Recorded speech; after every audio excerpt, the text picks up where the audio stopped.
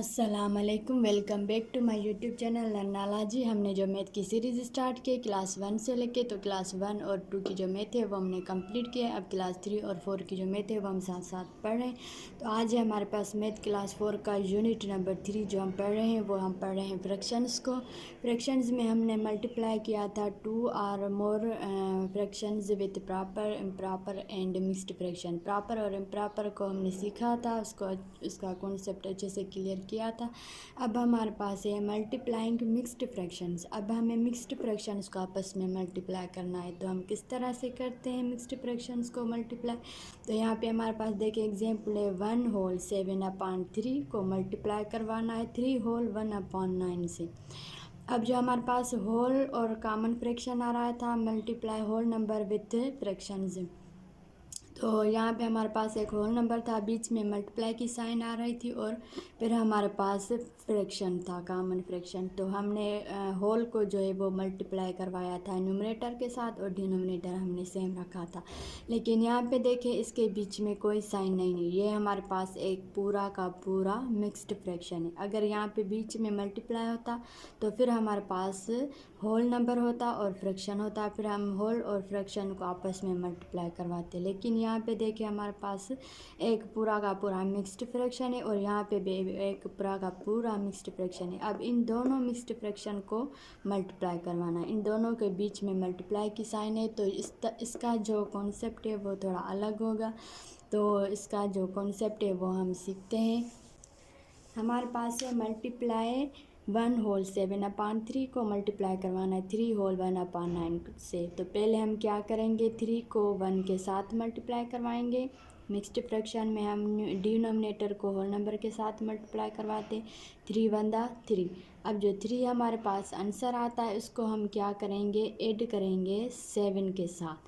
तो 3 1 3, 3 + 7 हमारे पास क्या आंसर आएगा, 10/3। डिनोमिनेटर जो है वो हम सेम रखेंगे। यहाँ पे 9 को 3 के साथ मल्टीप्लाई करवाएंगे, 9 1 9, 9 2 18, 9 3 27। अब 27 जो हमारे पास आंसर आया है उसको हम ऐड करेंगे 1 के साथ, 9 3 27, 27 + 1 28/9। अब यहाँ पे 10/3 को मल्टीप्लाई करवाना है 28/9। अब ये हमारे पास दोनों फ्रैक्शंस आ गए हैं। मिक्स्ड फ्रैक्शन से हमने इनको एक कॉमन फ्रैक्शन में जो है हमने इसको कन्वर्ट किया। अब हम क्या करेंगे, इनको आपस में मल्टीप्लाई करवाएंगे। तो हम किस तरह से करेंगे कि न्यूमरेटर को न्यूमरेटर के साथ मल्टीप्लाई करवाएंगे, डिनोमिनेटर को डिनोमिनेटर के साथ मल्टीप्लाई करवाएंगे। हम क्या करेंगे, 10 को मल्टीप्लाई करवाएंगे 28 के साथ। तो 10 × 28, 8 0 0, 8 1 8, 2 0 0, 2 1 2, 0 8 2। क्या आंसर आया हमारे पास, 280।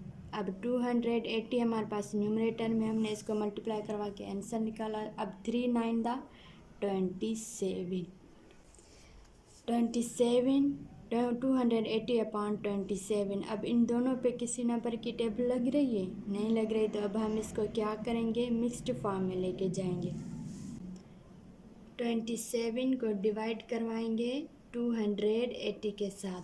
तो 27 1 27। अब यहाँ पे हम क्या करेंगे, 8 में से 7 गया तो 1 बचा और 0 को यहाँ पे लिखेंगे, 2 में से 2 गए तो 0। अब हमारे पास क्या है आंसर, 1 होल 10/27, 1 होल 10/27। तो ये हमारे पास क्या आ गया, आंसर आ गया। तो इस तरह से जो है वो हम मिक्स्ड फ्रैक्शंस को जो है वो आपस में मल्टीप्लाई करवाते हैं और हम इस तरह से जो है वो आंसर निकालते हैं। तो होप कि यहाँ तक आपका कॉन्सेप्ट अच्छे से क्लियर हो गया होगा। अगर कोई बात समझ में ना आ रही हो तो हमसे कमेंट सेक्शन में भी पूछ सकते हैं। एक और एग्जाम्पल मैं आपको करके समझाती हूँ ताकि आपका कॉन्सेप्ट और अच्छे से क्लियर हो जाए। एग्जाम्पल 2 है हमारे पास, 4 होल 2/5 को मल्टीप्लाई करवाना है 3 होल 7/11 से। तो हम क्या करेंगे, 5 को पहले 4 से मल्टीप्लाई करवाएंगे, 5 4 20, 20 को ऐड करेंगे 22 के साथ। तो हमारे पास क्या आंसर आएगा, 22।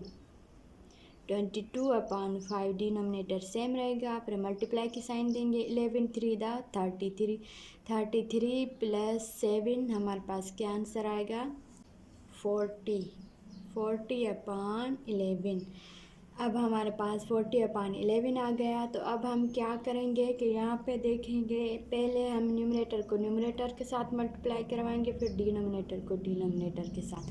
लेकिन इसके दो मेथड है। एक आप न्यूमरेटर को न्यूमरेटर के साथ मल्टीप्लाई करवाएं, फिर डिनोमिनेटर को डिनोमिनेटर के साथ मल्टीप्लाई करवाएं, फिर देखिए जो आंसर आता है वो किसी एक नंबर की टेबल में आता है या नहीं आता, फिर आप उसको सिंपलेस्ट फॉर्म में लेके जाएंगे। लेकिन जो हमारे पास इजी मेथड है वो ये है कि आप देखेंगे डिनोमिनेटर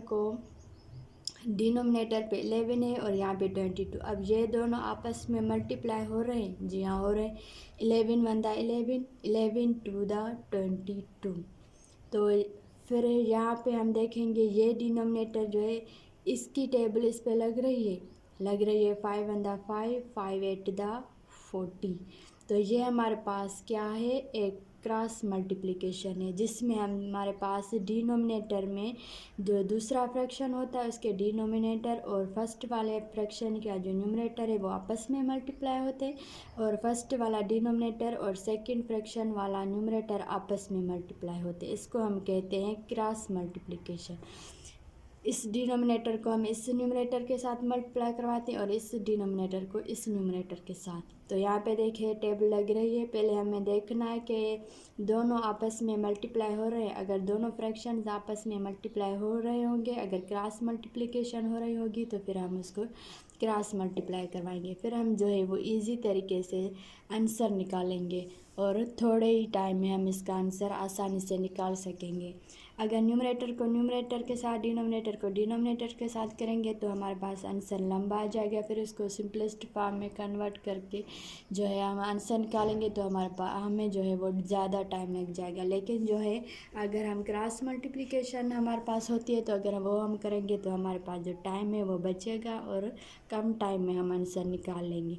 लेकिन अगर हमारे पास डिनोमिनेटर पे यहाँ पे दूसरा नंबर हो और यहाँ पे दूसरा हो जो आपस में मल्टीप्लाई नहीं हो रहे होंगे, जैसे कि यहाँ पे हमारे पास है 9 को हम 10 के साथ मल्टीप्लाई नहीं करवा सकते क्योंकि 9 की टेबल में 10 नहीं आता है, यहाँ पे 3 की टेबल में 28 नहीं आता है। ये दोनों आपस में क्रॉस मल्टीप्लिकेशन नहीं हो रहे इनकी, तो हम फिर न्यूमरेटर को न्यूमरेटर के साथ मल्टीप्लाई करवाएंगे, डिनोमिनेटर को डिनोमिनेटर के साथ मल्टीप्लाई करवाएंगे।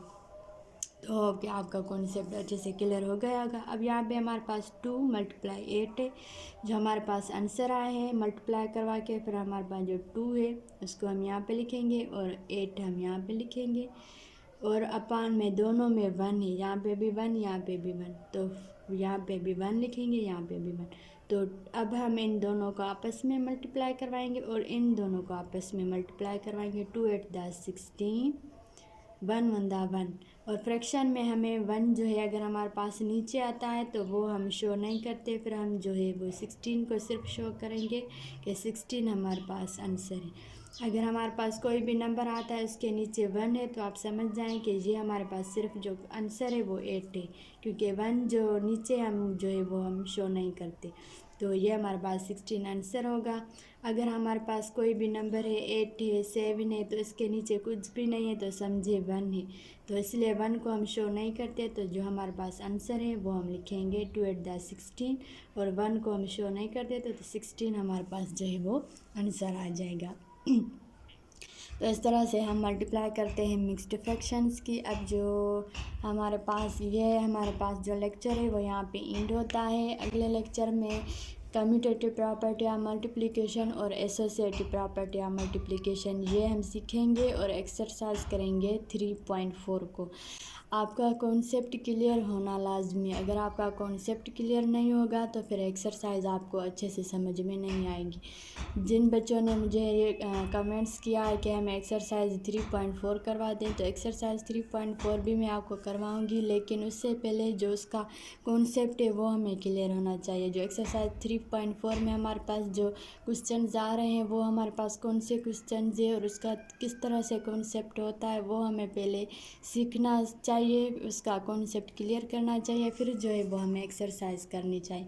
फिर एक्सरसाइज हमें इजीली समझ में आ जाएगी। अगर जो है वो हम एक्सरसाइज पे ज़्यादा ध्यान देंगे और कॉन्सेप्ट क्लियर नहीं करेंगे, सिर्फ एक्सरसाइजेज सॉल्व करेंगे, तो फिर हमारा कॉन्सेप्ट क्लियर नहीं होगा और आपके जो क्वेश्चन हैं वो आपके पेपर में चेंज भी आ सकते हैं, तो आप उसका कॉन्सेप्ट क्लियर नहीं कर पाएंगे। तो पहले आपका कॉन्सेप्ट क्लियर होना लाजमी है, इसलिए पहले मैंने वीडियोस बनाई है कॉन्सेप्ट क्लियर करवाने के लिए, ताकि आपका कॉन्सेप्ट इसमें क्लियर हो जाए। फिर हम एक्सरसाइज 3.4 को भी सॉल्व करेंगे। तो वो हम एक्सरसाइज 3.4 को मैं वीडियो कल बना के जो है वो रखूँगी। तो मिलूँगी मैं आपसे अगले लेक्चर में, तब तक के लिए अल्लाह हाफिज़।